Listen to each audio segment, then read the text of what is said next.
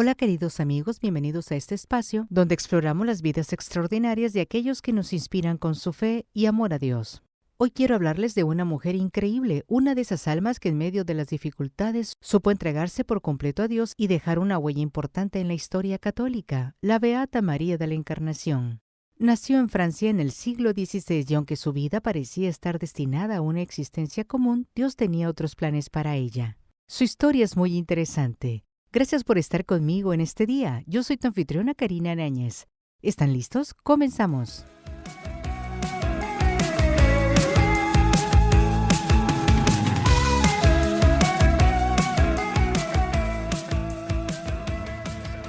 Beata María de la Encarnación. He aquí una madre de 6 hijos que se dio el gusto de poder llevar a su país 3 nuevas comunidades religiosas y de llegar a tener 3 hijas religiosas y un hijo sacerdote, además de 2 hijos muy buenos católicos y padres de familia. Nació en París en el año 1565 de noble familia. Sus padres deseaban mucho tener una hija y después de bastantes años de casados no la habían tenido. Prometieron consagrarla a la Santísima Virgen María y Dios se la concedió. Tan pronto nació, la consagraron a Nuestra Señora y poco después fueron al templo a dar gracias públicamente a Dios por tan gran regalo.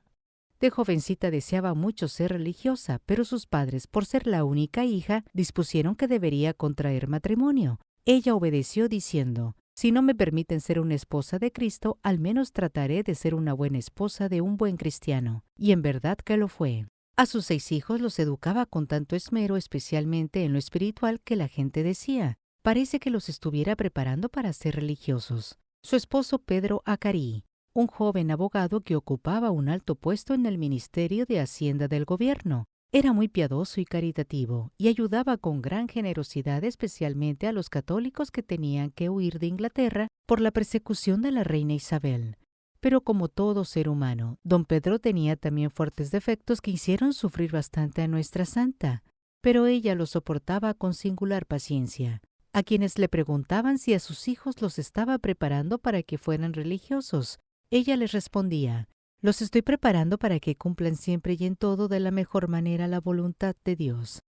El señor Acarí pertenecía a la Liga Católica y este partido fue derrotado y quedó de rey Enrique IV, el cual desterró a los jefes de la Liga y les confiscó todos sus bienes. De un momento a otro, la señora de Acarí quedaba sin esposo y sin bienes y con 6 hijitos para sostener. Pero ella no era mujer débil para dejarse derrotar por las dificultades. Personalmente asumió ante el gobierno la defensa de su marido y obtuvo que le levantaran el destierro y que le devolvieran parte de los bienes que le habían quitado. Y llegó a ganarse la admiración y el aprecio del mismo rey Enrique IV. Desde los primeros años de su matrimonio dispuso llevar una vida de mucha piedad en su hogar. Al personal de servicio le hacía rezar ciertas oraciones por la mañana y por la noche, y a la vez que les prestaba toda clase de ayudas materiales, se preocupaba mucho porque cada uno cumpliera muy bien sus deberes para con Dios. Se asoció con una de sus sirvientas para rezar juntas, corregirse mutuamente de sus defectos, leer libros piadosos y ayudarse en todo lo espiritual. La bondad de su corazón alcanzaba a todos, alimentaba a los hambrientos, visitaba enfermos, ayudaba a todos los que pasaban situaciones económicas difíciles, asistía a los agonizantes, instruía a los que no sabían bien el catecismo, trataba de convertir a los herejes, a los que habían pasado a otras religiones y favorecía a todas las comunidades religiosas que le era posible. Su marido a veces se disgustaba al verla tan dedicada a tantas actividades religiosas y caritativas, pero después bendecía a Dios por haberle dado una esposa tan santa. La señora de Acarí se hizo amiga de una mujer mundana, la cual empezó a tratar en sus charlas de temas profanos y a iniciarla en lecturas de novelas y de otros escritos no piadosos. Esto le enfrió mucho en su piedad. Afortunadamente su esposo se dio cuenta y la previno contra el peligro de esa amistad y de esas lecturas y empezó a llevarle los libros escritos por Santa Teresa. Y estos libros la transformaron completamente. Otra lectura que la conmovió profundamente fue la de las Confesiones de San Agustín. Una frase de este santo que la movió a dedicarse totalmente a Dios fue la siguiente: «Muy pobre y miserable es el corazón que en vez de contentarse con tener a Dios de amigo, se dedica a buscar amistades que solo le dejan desilusión». Muere su esposo y ella puede ahora dedicarse con más exclusividad a los labores espirituales. Arregla todo de la mejor manera para que sus hijos sigan recibiendo la mejor educación posible y ella dirige todos sus esfuerzos a una labor que le ha sido confiada en una visión. Un día, mientras está orando, después de haber leído unas páginas de la autobiografía de Santa Teresa, siente que esta santa se le aparece y le dice: «Tú tienes que esforzarte porque mi comunidad de las Carmelitas logre llegar a Francia». Desde esa fecha, la señora Acari se dedica a conseguir los permisos para que las Carmelitas puedan entrar a su país, pero las dificultades que se le presentan son muy grandes. Hay leyes que prohíben la llegada de nuevas comunidades. Habla con el rey y con el arzobispo, pero cuando todo parece ya estar listo, de nuevo se les prohíbe la entrada. Una nueva aparición de Santa Teresa viene a recomendarle que no se canse de hacer gestiones para que las religiosas carmelitas puedan entrar a Francia, porque esta comunidad va a hacer grandes labores espirituales en ese país. Por sus ruegos al padre Berule, el futuro cardenal Berule se va a España y obtiene que preparen un grupo de carmelitas para enviar a París. Y mientras tanto, la señora Acari sigue en la capital haciendo gestiones para conseguirles casa y por obtener todos los permisos del alto gobierno. Nuestra santa no es de las que se quedan con los brazos cruzados. Sabe que a París ha llegado el famoso obispo San Francisco de Sales a predicar una gran serie de sermones y lo invita a su casa, y este santo apóstol, que es admirador incondicional de los escritos de Santa Teresa, se le convierte en su mejor aliado y habla con las más altas personalidades y le ayuda a conseguir los permisos que necesitan. Otro que les ayudó mucho fue el abad de los Cartujos, que era su confesor. Y entre todos logran conseguir del Papa Clemente VIII un decreto permitiendo la entrada de las hermanas a Francia. Un ideal conseguido. En 1604 llegaron a París las primeras hermanas carmelitas. Iban dirigidas por dos religiosas que después serían beatas, la beata Ana de Jesús y la madre Ana de San Bartolomé. La señora de Acari con sus 3 hijas las estaba esperando en las puertas de la ciudad y con ellas lo mejor de la sociedad. Y cantando el Salmo 116, «Alabad al Señor todas las naciones, aclamadlo todos los pueblos». Entraron al templo para dar gracias y luego las acompañaron a la casa que les tenían preparada. Poco después las 3 hijas de la señora Acari se hicieron monjas carmelitas y luego lo será ella también. La comunidad de las carmelitas estaba destinada a hacer un gran bien en Francia por muchos siglos y a tener santas famosas como por ejemplo Santa Teresita del Niño Jesús. La beata de la cual estamos hablando en esta biografía tiene la especialidad de haber sido una de las monjas más especiales que ha tenido la Iglesia Católica. Madre de 6 hijos, 3 religiosas carmelitas, un sacerdote y 2 casados. Viuda, dama de la alta sociedad. Y termina siendo humilde monjita en un convento donde su propia hija es la superiora. No es un caso tan fácil de repetirse. Después de conseguirles muchas novicias a las hermanas carmelitas y de ayudarles a fundar 3 conventos en Francia, y de haber tenido el gusto de que sus 3 hijas se hicieran monjas carmelitas, pidió ella también ser aceptada como hermanita lega en uno de los conventos. Y allí se dedicó a los oficios más humildes y a obedecer en todo como la más sencilla de las novicias.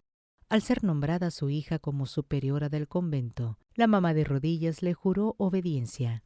Los últimos años de la hermana María de la Encarnación, nombre que tomó en la comunidad, fueron de profunda vida mística y de frecuentes éxtasis. Dios le revelaba importantes verdades. Estas elevaciones espirituales que en la vida matrimonial le traían serias dificultades, ahora en la vida del convento las podía gozar con mucho más tranquilidad.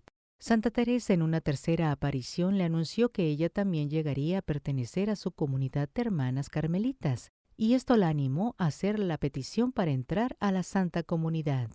Desde que se hizo religiosa, su ilusión era pasar escondida y en silencio, cumpliendo con la mayor exactitud los reglamentos de la congregación.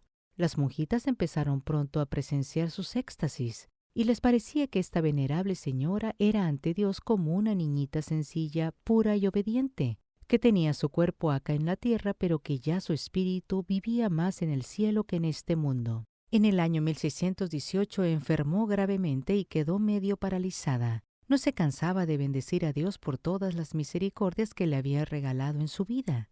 A una hija que lloraba al sentir que se iba a morir le decía: ¿Te entristeces porque me marcho a una patria mucho mejor que esta?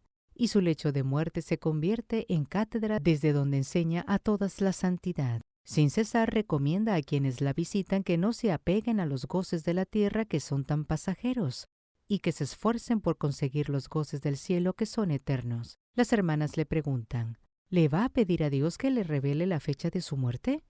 Y responde, no, yo lo que he pedido a nuestro Señor es que tenga misericordia de mí en esta hora final.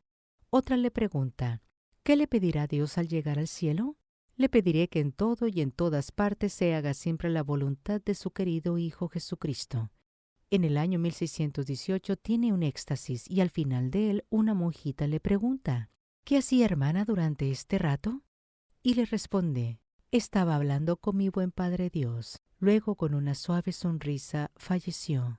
A la Beata María de la Encarnación se le atribuyen varios milagros, especialmente después de su muerte, los cuales fueron clave en su proceso de beatificación. Se han reportado diversas curaciones atribuidas a su intercesión, especialmente en personas con enfermedades graves o consideradas incurables. Estos milagros fueron documentados y evaluados por la Iglesia antes de su beatificación en 1980 por San Juan Pablo II. Algunos relatos hablan de personas que al invocar su intercesión fueron protegidas en situaciones de peligro, incluyendo incendios, naufragios y accidentes. Su labor como fundadora de la primera comunidad religiosa femenina en Canadá la convirtió en una figura de gran devoción, especialmente entre las ursulinas y las comunidades indígenas a las que sirvió. Experimentó varias visiones y experiencias místicas, incluyendo encuentros espirituales con Dios y revelaciones sobre su misión en Canadá. Se dice que tenía el don de la bilocación, estar en dos lugares al mismo tiempo, y que podía comunicar mensajes divinos con una claridad impresionante. Aunque no es un milagro en el sentido tradicional, su impacto en la evangelización y educación en Nueva Francia, actual Canadá, fue extraordinario, gracias a su dedicación y a la fundación de las Ursulinas en Quebec. La educación femenina y la catequesis indígena florecieron en un contexto desafiante. María de la Encarnación es un modelo de entrega total a Dios y de misión incansable. Su vida nos recuerda que con fe y determinación podemos superar cualquier obstáculo y dejar una huella imborrable en el mundo. La historia de la Beata María de la Encarnación nos muestra que la fe es una fuerza transformadora. No importa cuán difíciles sean las circunstancias, cuando confiamos plenamente en Dios y nos abandonamos a su voluntad, Él nos guía hacia caminos que jamás imaginamos. Si esta historia te inspiró, no te pierdas la próxima, donde descubriremos la vida de otra alma extraordinaria que dejó una huella imborrable en la historia. Suscríbete, activa la campanita y comparte este mensaje de fe y esperanza con quienes más lo necesitan. Gracias por haberme acompañado el día de hoy. Yo soy tu anfitriona Karina Náñez. Nos vemos pronto. Hasta la próxima.